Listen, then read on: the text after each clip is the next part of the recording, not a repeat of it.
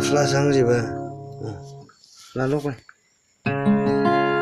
Cái phone lúc đầu iPhone có rảnh men không em?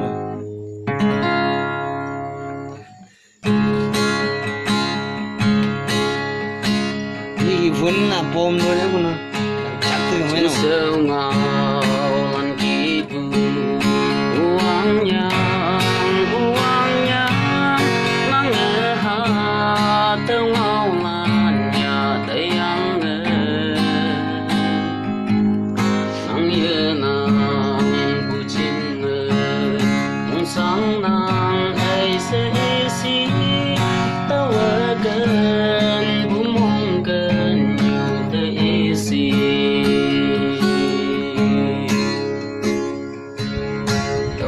Chừng sao ở lâu chừng nhớ chi hát vui tao ngắm buồn nhiều của chim sâu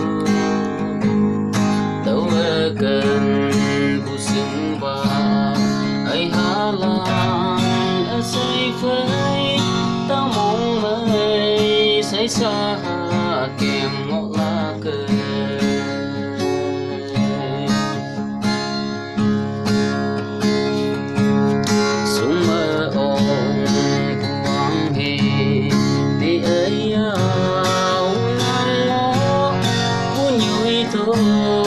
tí năng bây giờ thật năng kia ấm bu cờ